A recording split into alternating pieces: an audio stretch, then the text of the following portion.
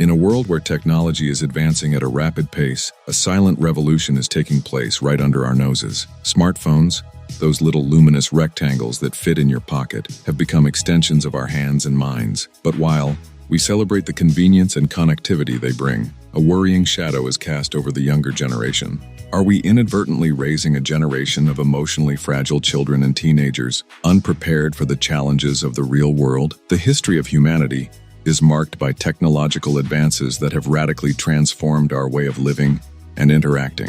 From the invention of the wheel to the Industrial Revolution, each leap brought with it profound changes in society. However, the speed and scope of the digital revolution is unprecedented. In less than 2 decades, we have gone from a world where access to information was limited and instant global communication was a distant dream, to a reality where virtually all human knowledge is at the touch of a finger, and we can talk face-to-face with someone on the other side of the planet at any time. At the epicenter of this transformation is the smartphone. This device, which for many adults is still seen as a tool, has become for younger generations an inseparable companion, a window to the world, and often a shield against the complexities of real social interaction. Today's children are born into a digital environment. Before they even learn to speak, many already know how to unlock a smartphone and navigate apps with a dexterity that would leave their grandparents awestruck. At first glance, this early familiarity with technology may seem like a positive advancement.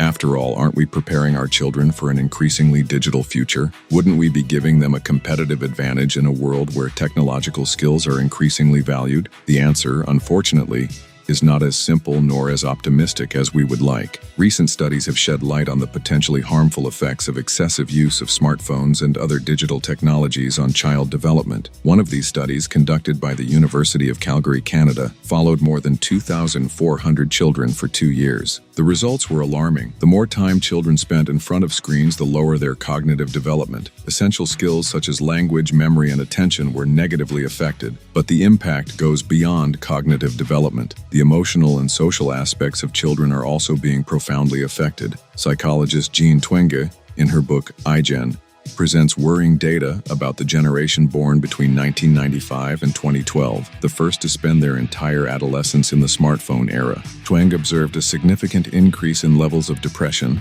anxiety, and loneliness among young people of this generation, correlating these phenomena with the intensive use of mobile devices and social networks. One of the most intriguing and worrying aspects of this phenomenon is how smartphones are changing the way children deal with boredom and frustration.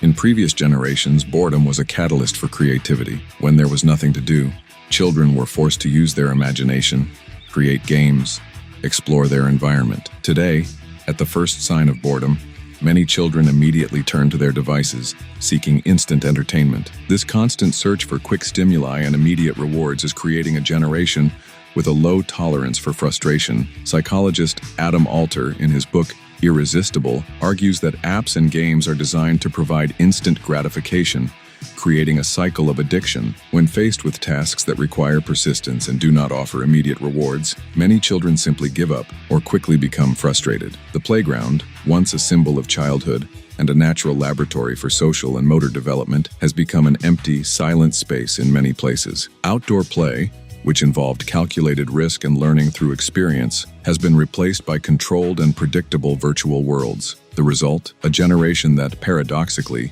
is afraid of the real world while feeling at ease in highly stimulating but artificial digital environments. The irony of this situation has not escaped some perceptive observers. While parents worry about scratches and bruises their children might get on the playground, they expose those same children to much deeper psychological and emotional risks through the unrestricted use of smartphones. It's as if we are trading the possibility of a broken arm for the risk of a fractured mind. The impact of this paradigm shift in childhood extends into adolescence and young adulthood. Universities in the United States and other developed countries report an alarming increase in the number of students seeking psychological help. Many of these young adults, raised in highly controlled environments and with constant access to validation through social media, find themselves unprepared to deal with the challenges and uncertainties of college and professional life. A study conducted by the University of Michigan revealed that empathy levels among college students have declined by 40% over the past 2 decades, with a sharp drop since 2000.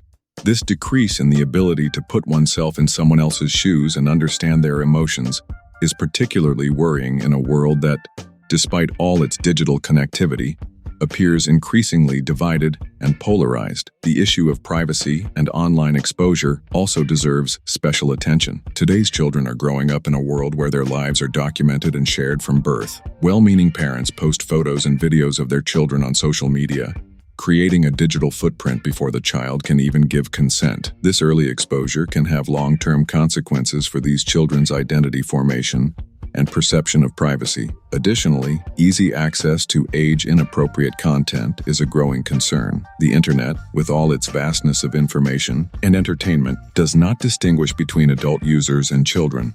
Even with parental controls, it is practically impossible to completely protect children from violent, sexual, or simply inappropriate content for their age group. This early exposure to adult themes can lead to forced maturity in some ways, while slowing emotional development in others. The phenomenon of cyberbullying has also gained alarming proportions with the spread of smartphones. Bullying, which was once limited to the school environment, now follows children home, becoming a constant and inescapable presence. The anonymous nature and reach of social media amplifies the emotional impact of bullying, leading to tragic cases of depression and even suicide among young people. Another worrying aspect is the impact of smartphones on the quality of sleep of children and adolescents. The blue light emitted by screens interferes with the production of melatonin, the hormone responsible for the sleep-wake cycle. Many young people sleep with their smartphones next to their bed, checking notifications during the night or using the device until late.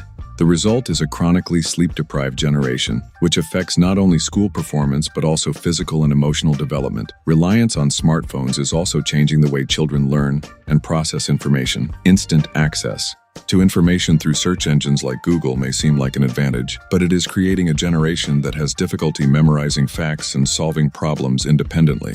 The Google effect, as it's called by researchers, refers to the tendency to forget information we know we can easily find online. This raises questions about how to prepare children for a world where critical thinking and analytical skills are increasingly valued.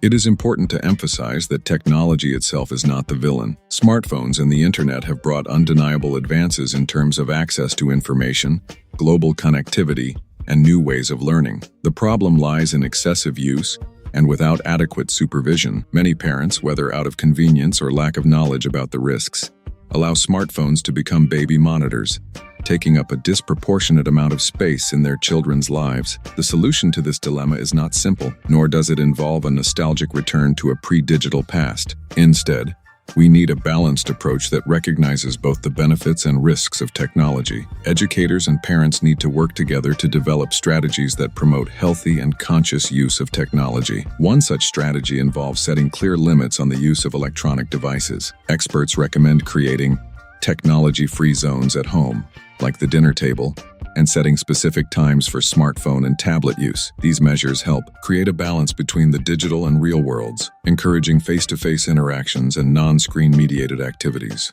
Another promising approach is the integration of technology in a conscious and pedagogical way in schools. Instead of simply banning smartphones, some institutions are developing programs that teach children how to use technology responsibly and critically.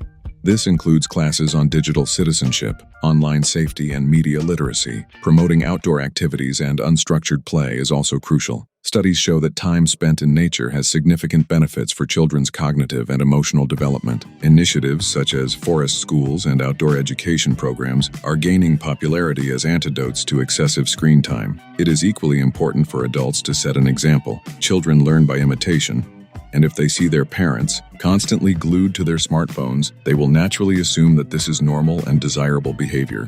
Establishing moments of digital detox as a family can be a powerful way of showing that it is possible and pleasurable to live moments without the mediation of technology. The technology industry also has an important role to play. Some companies are already developing tools that help users monitor and limit their screen time. However, a more concerted effort is needed to create products that promote healthy and ethical use of technology, especially for children and teens. As we look to the future, it is clear that technology will continue to play a central role in our lives. The challenge we face is not how to eliminate smartphones from children's lives, but how to teach them to use this powerful tool in ways that enrich their lives without compromising their emotional and social development. The current generation of children and teenagers is in a unique position in history.